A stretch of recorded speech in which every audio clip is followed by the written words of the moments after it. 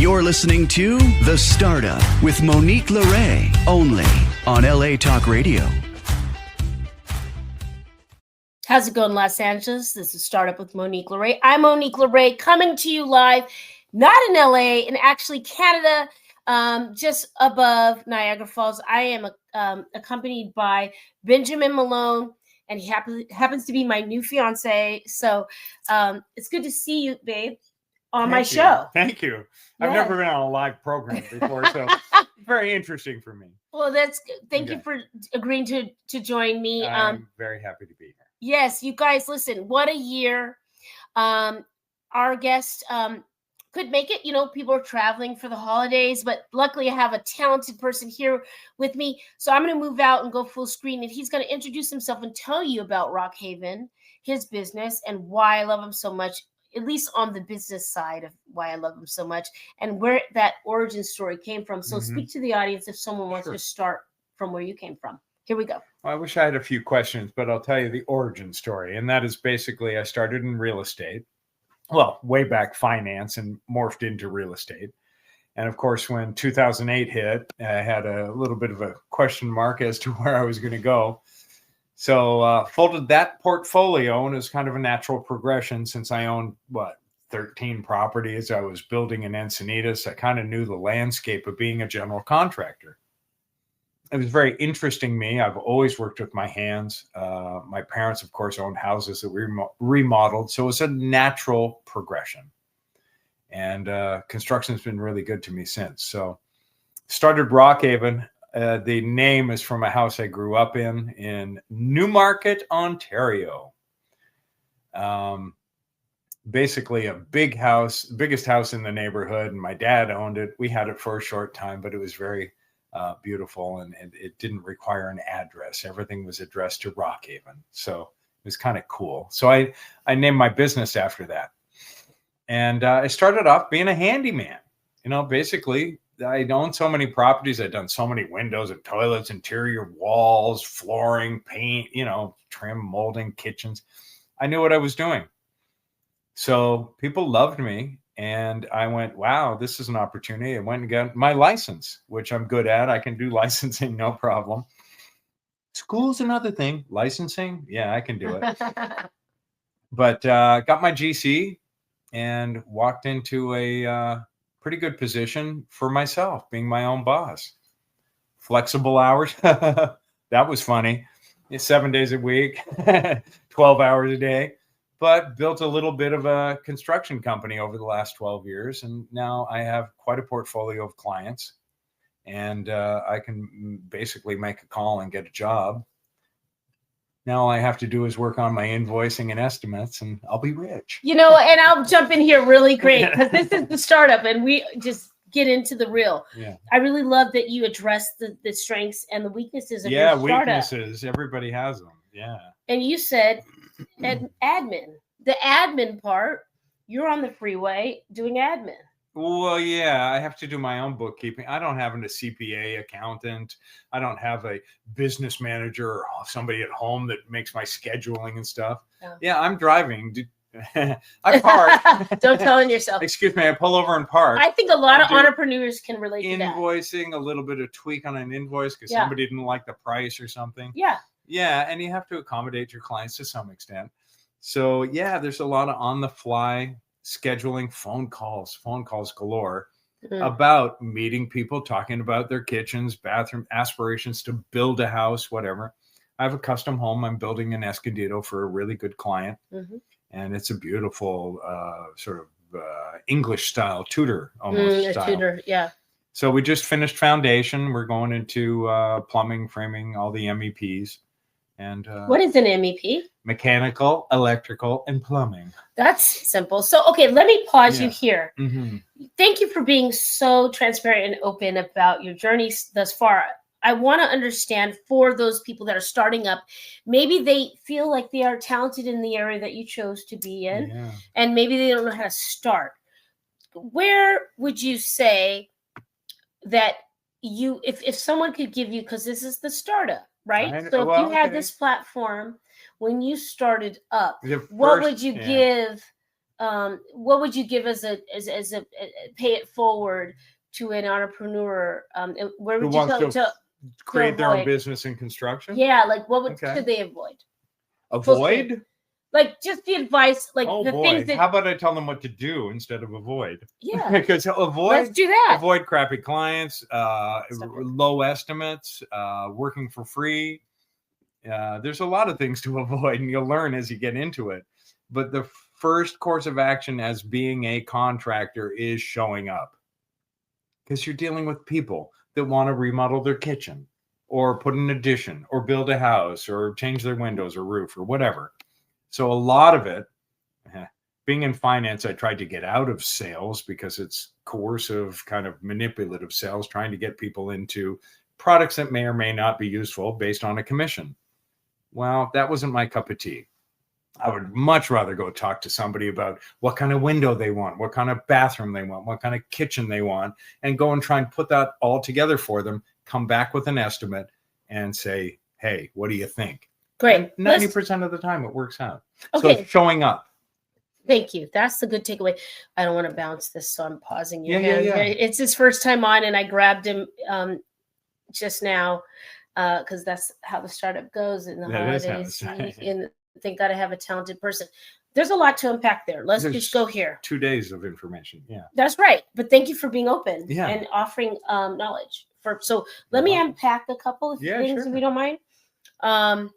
When you say let's just bring it back to the core. What attracted you from, because people don't know that you were in the banking finance lifestyle in that industry. So could you share with people about being miserable in something and seeing a way forward for yourself and why you chose that? Okay, let's look at the screen and do that and just talk to them from your heart. And I'm going to step out so you guys can hear. So I'll pretend that this screen is a person and try and talk to it. Well, there's a lot of people watching. No, I know. Okay, so fair. Banking wasn't for me. Sitting in a cubicle, using the phone and calling people to solicit business for a big bank or a stock brokerage or whatever. It was a grind. And I found out sitting in a cubicle was not for me.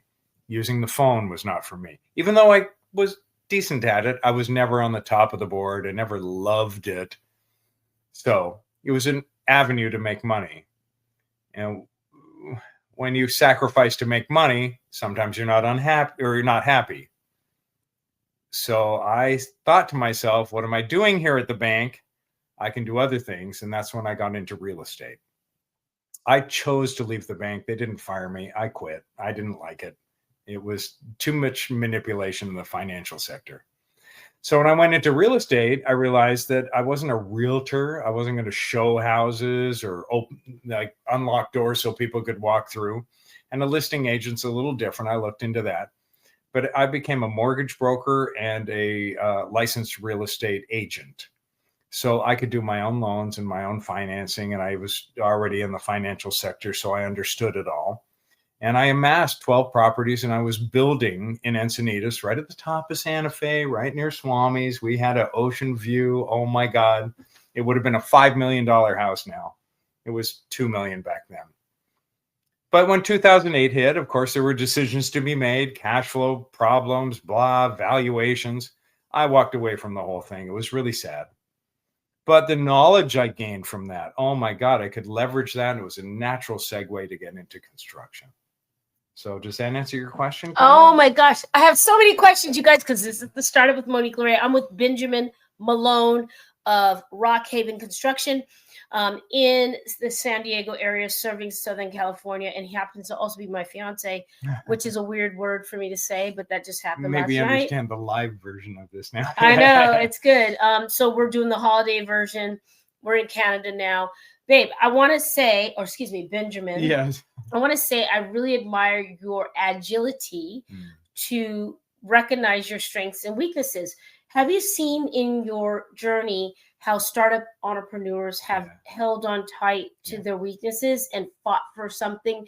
It feels like to me, you know when to let the anchor go. Yeah. Where did you get that from, and how could you offer that? That's interesting because it was actually a former superior of mine, let's call him a boss, at Bank of America. It distributed this book to everybody.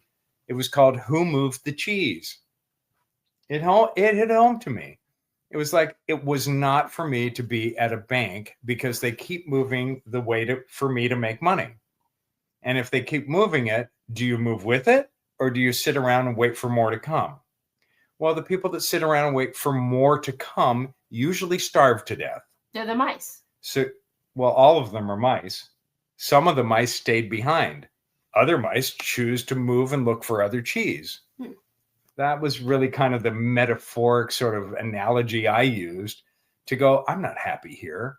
They keep moving my cheese. And I can't seem to get above the 100,000. So I'm leaving. And that's when I saw real estate as an opportunity, doing loans. And of course, that was the heyday with Negam and everything. But I learned a lot and amassed a nice portfolio of real estate. And it gave me the knowledge to move when the economics behind all that changed. It gave me the knowledge to go, who moved the cheese? Well, real estate, I didn't have the wherewithal to step back in because I just lost a portfolio. So I had to figure out what to do. Where was my knowledge base? I work with my hands. I'm good at finance. Don't really care for finance much, but the working with my hands I liked. So I got into handyman work, basically.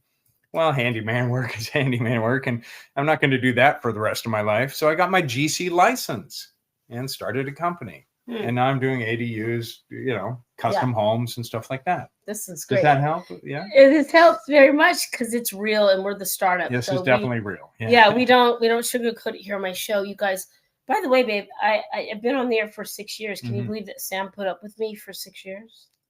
Yes, I can actually. Oh, you're sweet. Yeah. Well, ask Sam. I was kidding. She's a strong woman and knows what she wants. And I know what I don't want. Yeah. And is willing to butt heads to get it. Yeah. Yeah. And that's part of a startup thing is showing up.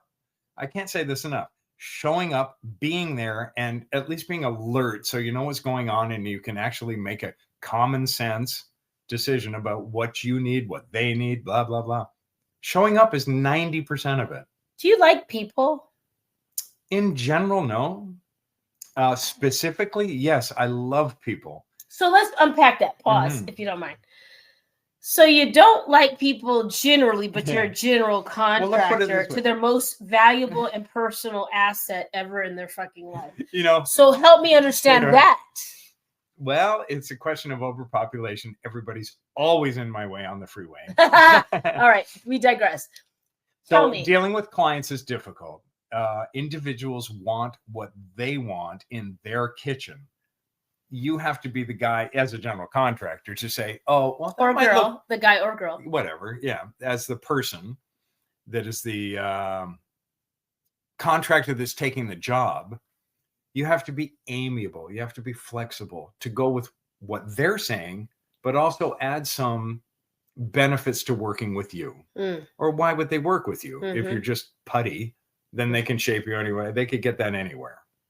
So you have to have ideas, knowledge, a little bit of base to go in with, or else you're going to look foolish. In my case, my background kind of supported that. So I was able to stand toe to toe with people and talk and understand what they want and give them what they want ultimately. Do you like to do that? Where I do. Yeah. So this is good. So you do. Let's pause for a minute. Let's take that in. What about people? Because if the goalpost was moving so much with the bank, I couldn't imagine that on the lower level, not that anyone's lower level than the bank, but we are because we live in a societies and that's the way life is. The goalpost moves a lot when you're dealing with day-to-day people with their most precious asset, which is their home. So the goalpost is always moving. And how did you affix yourself to be able to accommodate that and not go crazy? Who said I wasn't crazy? And this is a startup. It'll drive you nuts. But if you love your job, what are you going to do about it? Pick something else. If it's driving you crazy, it's not the work for you. That's right. Okay, good. That's a great segue to shift, you guys. I want to shout out the Startup with Monique Lore's 6 year and a half, going on 7th. And I want to say thank you to the sponsors that have been riding with me. Thank you, Leah Solberg. Yes, a thumbs up for Mr. Malone. Leah Solberg at Michael Solberg Family Wines. And of course, Dr. Vaughn and his wife and family. Fantastic. Hi, Bunny. Hi, Dr. Vaughn. Thank you so much from Aegis Formulas. Okay, so Aegis has a Calm AF strip. So what does that mean? That's You awesome. tried it. You saw me try it. Awesome. And he knows I need to be calm AF. AF. AF. So it has a calming formula that's all natural, and Dr. Vaughn has found a way to relieve your anxiety and stress, because who doesn't have that at some point? Oh, God.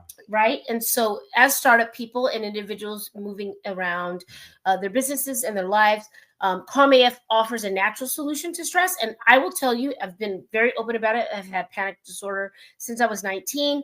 And using medications to soothe that, as well as other things. But this formula has calmed my anxiety for at least up to 30 minutes. So it's AEGIS Formulas. Get into it. It's Calm AF, standing for Calm as Woo. And we're on LA Talk Radio, so we can curse here. All right. So let's have some fun here. It's awesome stuff. It's awesome Yeah. stuff. Okay. Okay, let's have some fun. So I want you to talk to entrepreneurs that maybe aren't sure if they could do GC work, but let's just overall entrepreneurs going into the new year. Oh, entrepreneurs, yeah. Just in general, like macro. Let's go macro. Macro, 99% is showing up to do what you do in front of other people. Okay, that is his 99%. That's how you dip your toe. So here's my new question, because thank you, and I love that is your that's how you sign on, and that's the truth. You really do have to show up. And Joanne Gabrek-Schumann, shout out to Joanne, my boss when I worked at Lauren Michaels production company. She said, Monique, show up for every meeting. Show up for every meeting. You never know. And you know what? Thank you for reminding me. So shout out to Joanne Gabrek-Schumann, because I show up for every meeting, even if I don't think it's for me. Right. You never know what you could come of it, or who you could connect. And people will remember you. Yeah. So in your reflection in this moment of time for Rock Haven, what would you like to share for entrepreneurs that say, hey, 2026 is my year. It's been a crazy year this year. It has been a crazy year. But what if they are coming from a W-2? No. Well, let me, Oh, if they're coming from a W-2 into. So let me ask it. Yeah, let me ask it. Yeah. So they're coming from a W-2. He's excited. He wants to get in there because he's smart, you guys. I wouldn't be with a dummy. Jumping in from a consistent check, and I got my money, and W-2 to, you know what? I'm ready to go for mine. What besides showing up? That doesn't get the. Do you have to have a certain grit? When can you know? What's the advice you'd give someone to self-check if they are truly an entrepreneur, if they can handle it? So that's the question. Okay, so long question. Having enough to do your new venture without stressing out about paying your rent or bills or stuff is extremely hard. I don't have a formula that would work other than having a job that you can do all your bills and financial monetary responsibilities and not stress out about where you're going to live or if you're going to lose your car or something stupid like that. Keep your money flow, but start your other business. Why would you not be able to? Too many hours in the day, not enough hours in the day, not enough time. That's what I meant to say. Not enough hours in the day. I wish we had too many hours in the day. That'd be great. Bottom line is you got to sacrifice a whole bunch to get your independence, which will give you freedom. So there's no way. I used to tell my son, you have to swim across the moat of stuff in that water, crocodiles or whatever, to get to the castle with all the gold. It's never going to be easy, ever, until you cross over to your independence. And even that's hard. Being a business owner is not easy. You can go work for somebody else and make minimum wage and bitch about it all your life and take the easy road. If you want to be an entrepreneur, it's going to take extra level of commitment, effort, ambition, all that stuff that all of us have. And then 99% of it is just doing it. Just doing it. Yeah. Just make the first step, one foot after the other. That's right. And go out and talk to people about what you want to do. I love that you just address sacrifices. Oh, yeah. So this is a really great piece of advice. And we're so lucky to have Benjamin Malone from Rock Haven Construction and my guy. So you guys you're tapped into some really good wisdom here. So let's talk about sacrifices. I've sacrificed a lot in my entrepreneurship, dating, and finding you and finding people that could work. Like, what in the hell goes dating on? Is the last thing you think of. Okay, I raised 2 kids, one with special needs, by myself for the last 15 years and created a construction business. The hardest part for me was finding people that would work for me that were actually good workers, that deserved what I paid them, did a good job. I'm still struggling with that. But I still keep going because, hey, I don't want to go back. I just keep coming back to, just show up and do what you want to do. Do what you want to do. Okay, so this is good. So let's get into this Rock Haven name. I traveled here with Benjamin to Canada to understand him more and meet his family and do our Christmas thing. And so the backstory of Rock Haven, if you could encapsulate that in about 5 minutes for us, if that's possible. It's kind of a cool story. Yeah.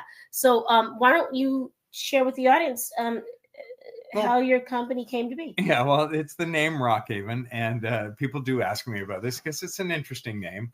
It was a house I grew up in Newmarket, Ontario, close to Toronto in Canada.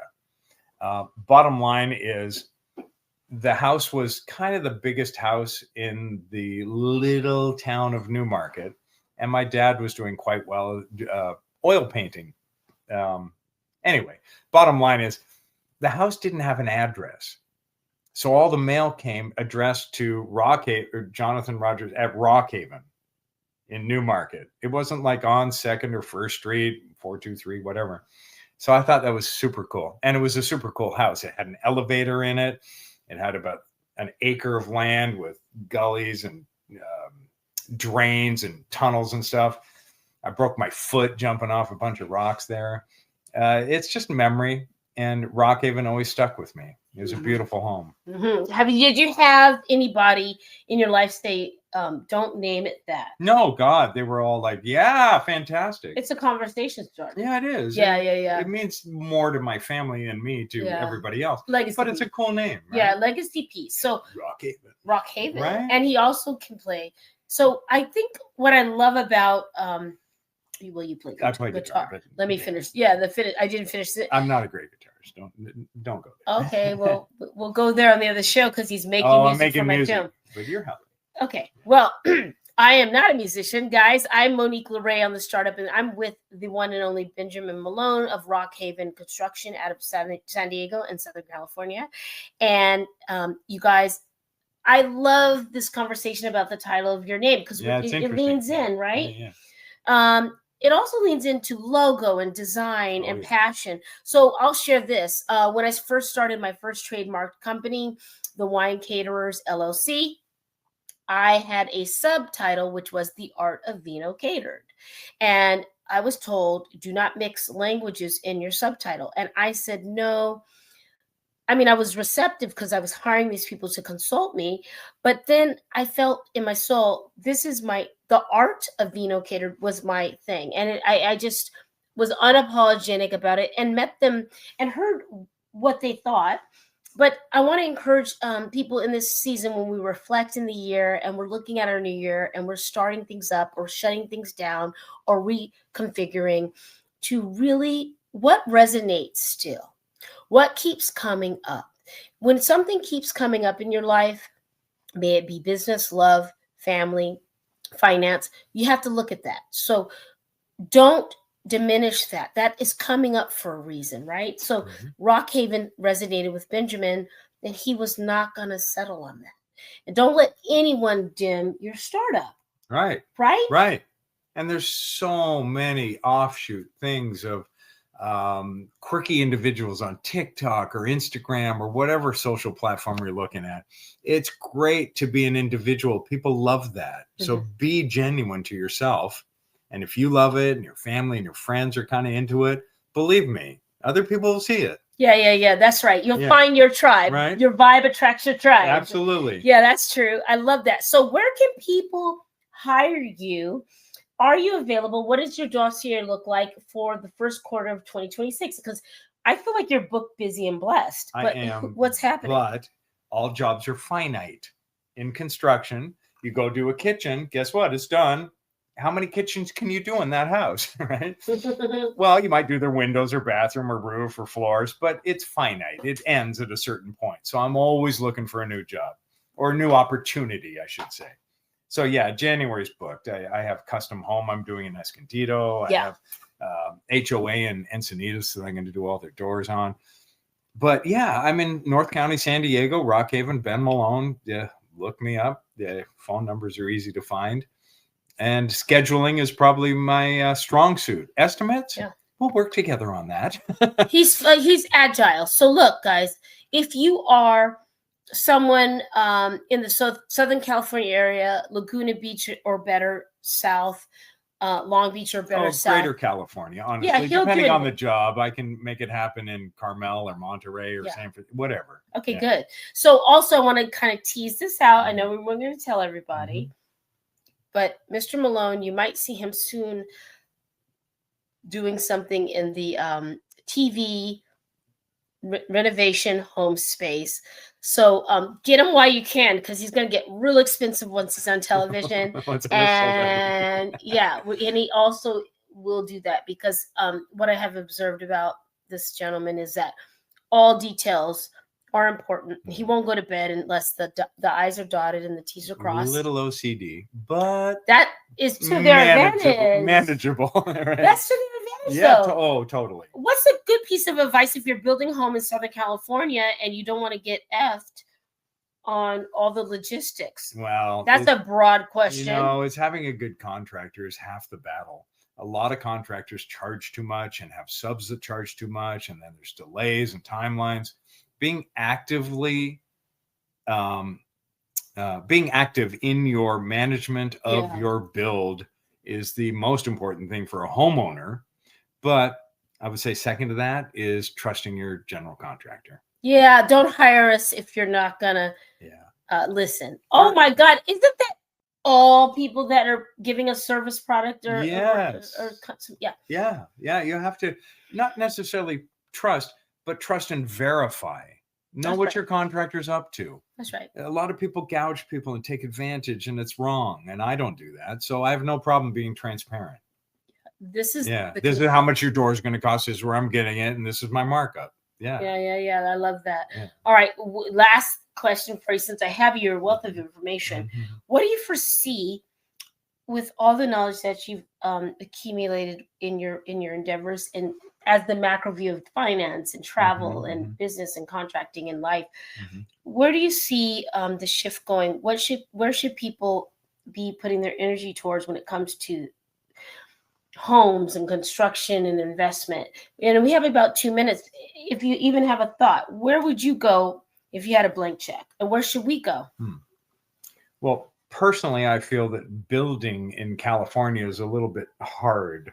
So renovating and buying fixer-uppers is also hard because finding the right deal can be challenging.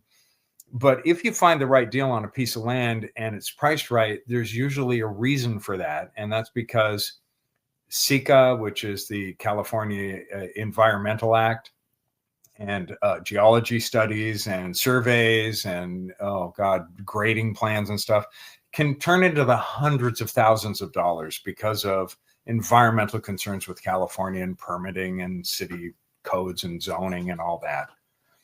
Finding a house that's already built in your neighborhood that you like that is kind of a tear down that's optimal.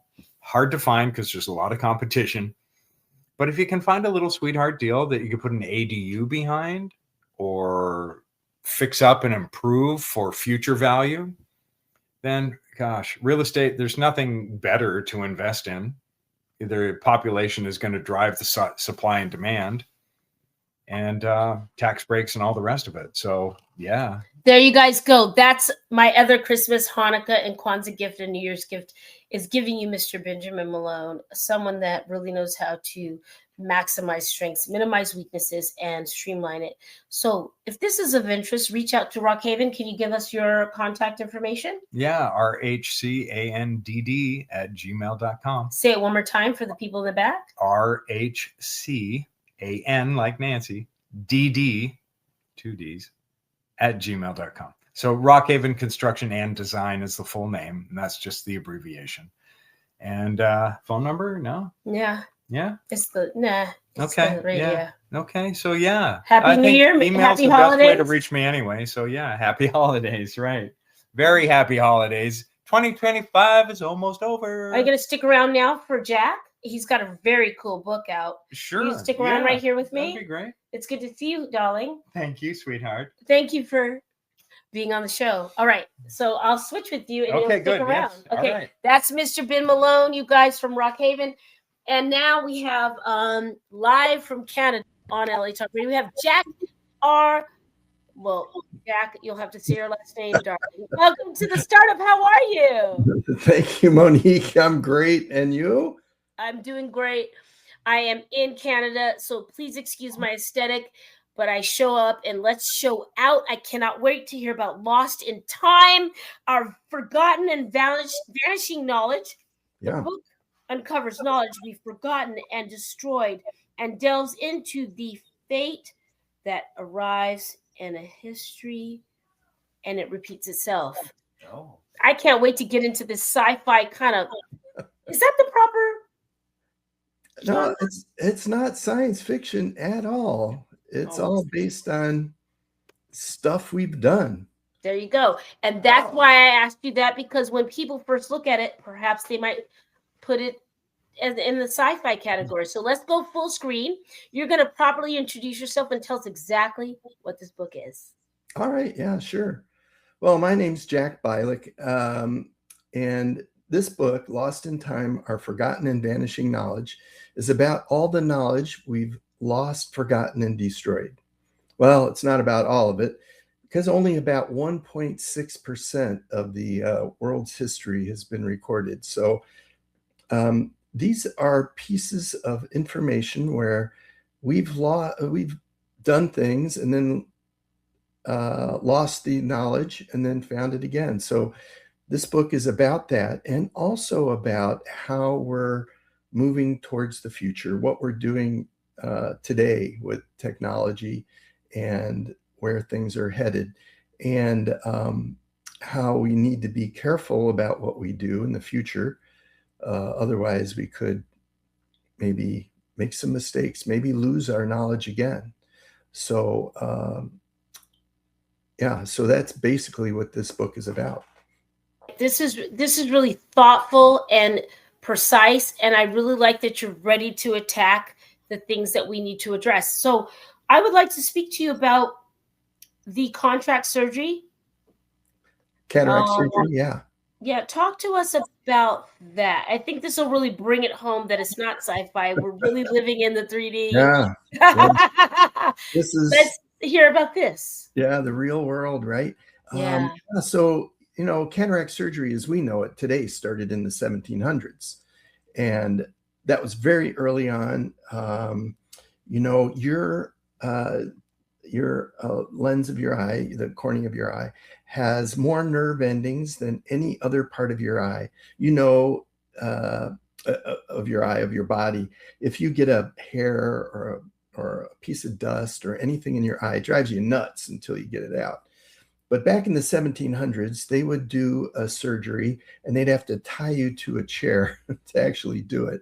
And to move the lens of the eye out of the center so that you could see again. Cataracts are caused typically by age. As you get older, it gets cloudy, you can't see. So they would do this surgery in 1700s. And today we do it, but we'll replace the lens, with a new one, or there's other techniques that are used. But back in 800 BC, they did cataract surgery, actually in India. A physician there, his name was Shishruta. He did cataract surgery, among many other things. He was a very famous physician. They've got his books and they see what he did. And we even have records as far back as 2400 BC where the ancient Egyptians did cataract surgery. And there's also some records of the Babylonians doing it in 2200 BC. So this is one example. There are many examples of things. Use another one here. The ancient Romans had vending machines. In 10 BC, there was an inventor there. His name was Hero of Alexandria, and he invented many things, but one of the things he invented was a vending machine. You would put a Roman coin in the vending machine, and it would dispense holy water at temples. Not only that, it would dispense steam on idols that were on the wall, and it would make it look like they were crying from the steam in order for them to get more money, more donations for their wow. There's always the sales. I mean, we are the startup, so you have to start up somewhere, right? I mean, entrepreneurship is not new. This has been going on for a while. I love this, and I think this is a thoughtful book. And I think learning from the past, we can move forward in a healthier way, in a more informed way. Talk to us about your inspiration. How did you come to landing on the title, and why did you want to give this to the world? Yeah. Oh, that's a great question. So, initially it just started out as interesting facts. I saw that watching a special on TV or whatever, and I saw, oh, wow, they had vending machines then. Oh, so I started doing some more work, and I see, oh, China had vending machines in 1046 that sold pencils. Who knew? I mean, that's amazing. And so I started compiling all these, and then I came to look even deeper, like into libraries. We've lost thousands of libraries. There's, of course, Library of Alexandria. We've lost that with 300,000 scrolls, that were destroyed back then. And we've lost more artifacts in libraries today. And just looking at all these facts, I said, well, what are we doing with our knowledge today? What are we storing it on? Well, we're putting it on USB drives, and putting it in our, the other day I wanted to get a picture from 5 years ago or whatever it was. I pulled out 8 USB drives only. I know. I was just I was just at the art gallery with my future father-in-law, and he has he's got thousands of photos, and you're right. It's a complicated mix of being authentic and not losing things, but also not putting it somewhere that you don't trust. So a lot of people don't trust it. Yeah. Well, so this is the rub. So if you look way back in history, we used, stone tablets or papyrus scrolls, which last 1,000 years or more. Yes. Last a long time. Can't put too much information on it, stone tablet, only so much. But today we put a tremendous amount of information into a very small space. But what's the life of that, Even if what cost are we doing it? Yeah. Well, that's kind of what's going on. I think we're doing it because it's cheaper, it's quicker, it's easier. We're not thinking about the long-term impact of it, what we're doing to our future and to our children or our families that are going to live beyond us, that we want to leave them with knowledge and information about us. And so that's what happened. Is I finished the book. I got all this information. I said, well, what's the point? Why am I writing this? Just to give people some interesting information. But no, it's really to think about it. I think awareness is a catalyst for change. And if we're aware that, we keep, losing our information, our knowledge, our wisdom, maybe we can take steps to make it last a little bit longer. I love that. Jack, thank you for being a thought agent, a change agent, and someone to give us a reflection, to hold the mirror up, if you will, the metaphorical mirror. in this moment, because I think we have to really lean into history to understand and see how we'll move forward thoughtfully. So if you can do it in a minute, I believe in you. You're an author, darling, and congratulations. Well, thank you so much. Well, you're very welcome. I understand what that takes, and I've taken a long time, so I haven't done it.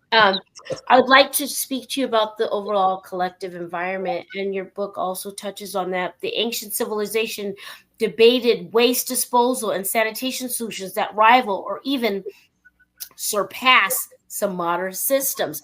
I was just having this conversation while making food and talking about the plastic in the fish in the oceans. Talk to us about today's challenges and how your book adds to the conversation. If you could do it in about a minute or two, and I'm sorry for the pressure. That's right. I'll be very quick. Well, here's the interesting thing. Way back, I mean, as far back as 3000 BC, we had sewers. I mean, the people that they were in, Scotland, the Neolithic people, 3000 to 2000 BC, they had sewers. They had sewers in, ancient Rome. But in the Middle Ages, we had no sewers. In the 1500s, the sewage ran off the top of buildings and in the streets. So, if we come to think about it today, they did things with their waste that didn't affect us today. I mean, they were able to very smartly dispose of their waste in a way that didn't negatively impact us today. Couldn't we do that as well? Let's leave it on that. I want Jack to come here and start our year, starting off with, can we do that as well? And where did we turn and why did we turn and where did we go wrong? Jack, get me this copy. Happy holidays, happy New Year. Come back. Let's have this thoughtful conversation and let's address it and let's see what we can do. Also, Jaden Smith, Will Smith's son, has a boxed water, and he addresses environmental challenges. And I would really love to see if you could do a deep dive on that. He's a very thoughtful person about the environment as well. But this book is everything, you guys. Jack is with us. Get this book for your loved one for the holidays. Where can we order it, Jack? Where can we get this? Well, you can get it on Amazon, Barnes & Noble, my website, lostintime.world. You can go there, check things out. Get lost in time in the right way. Jack, it's a pleasure to meet you. Thank you for being on the Startup. Thank you so much for having me. Thank you, sir. All right, you guys, we have one more amazing guest right now. We'll close the show out with Richard Anderson. Richard, welcome to the Startup with Monique Lore. Happy holidays. Thank you for making time on a Sunday. How are you? I'm very good. Thank you. All right. Wonderful. It's good to hear and good to see you. We're going to go full screen. Why don't you go ahead and introduce yourself to the audience and tell us what you're doing?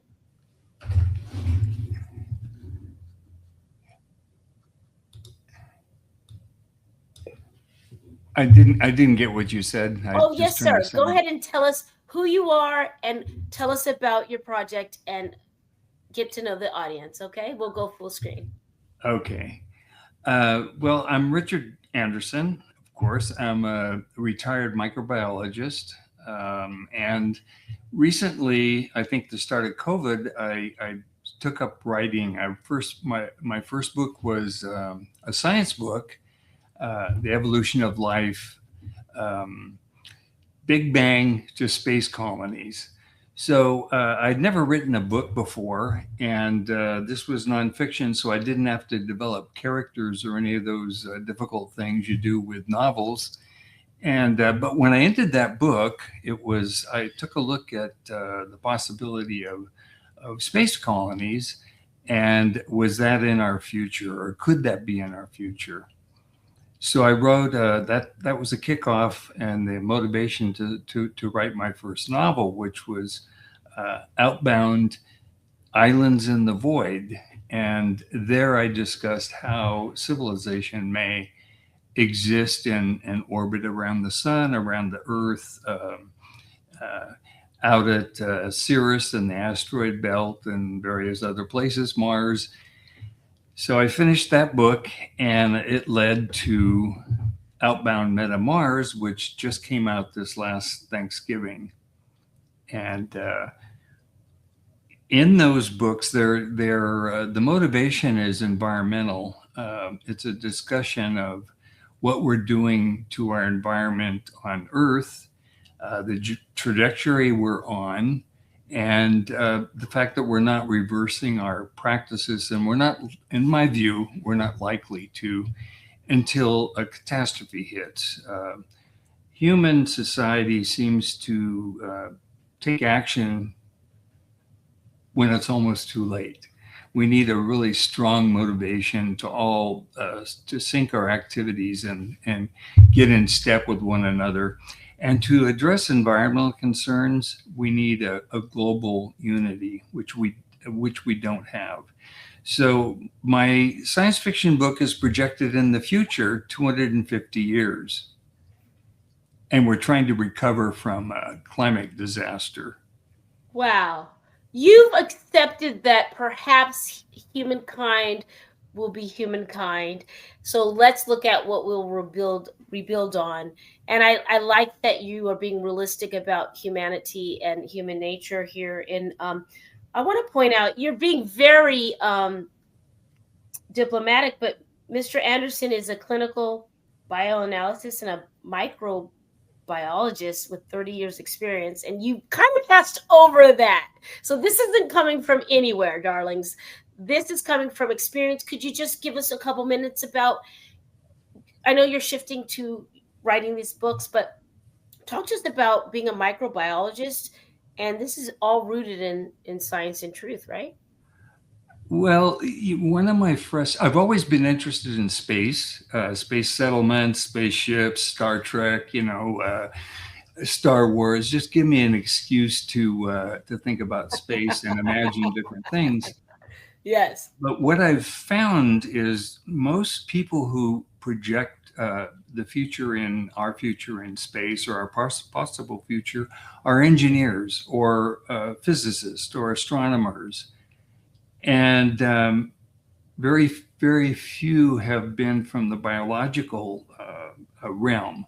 And I think the fundamental basis of life, or the foundation of life, is microbes. Life began as in microbes. We are made of cells, which go back to the beginning of our existence.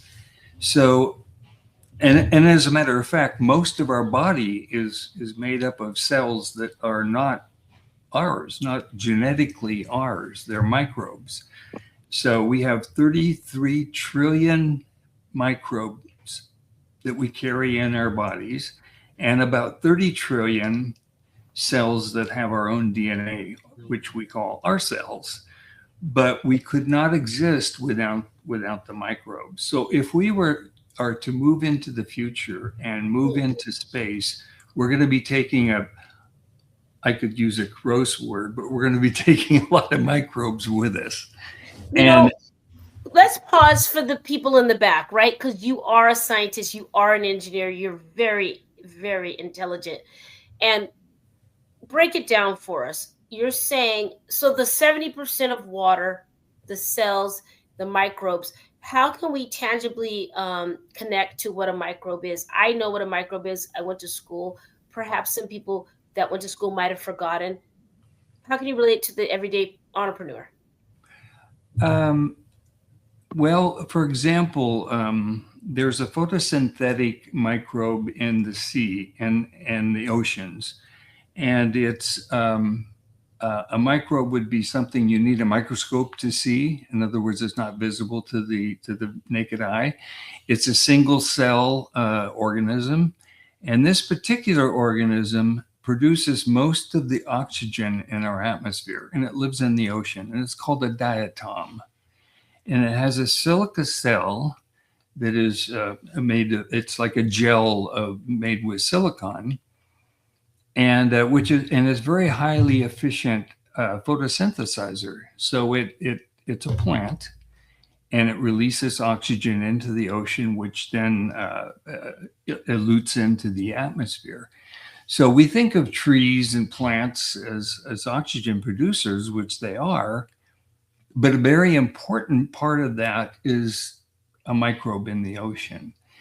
Microbes are fundamentally important in investigating metabolic issues and medicine and developing cures for possible cancer or genetic disease.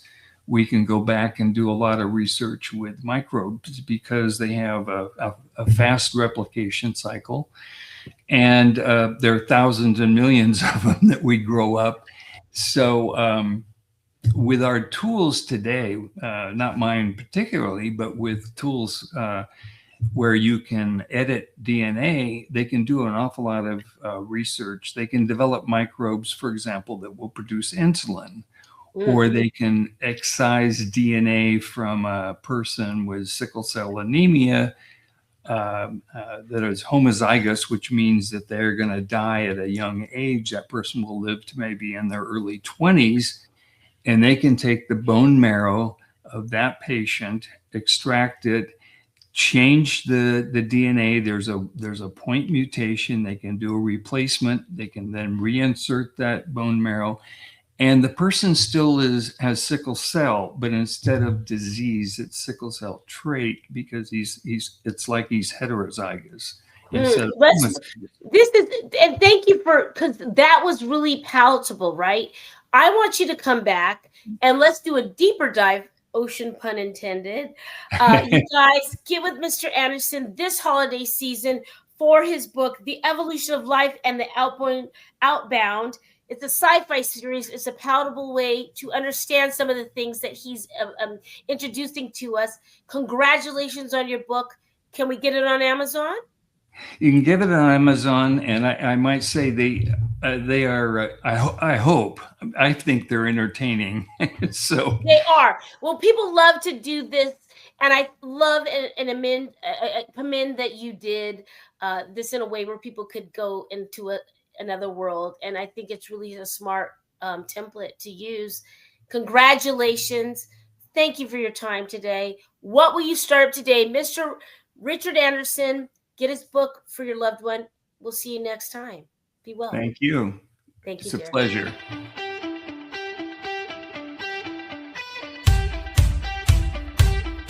You're listening to The Startup with Monique Lore, only on LA Talk Radio.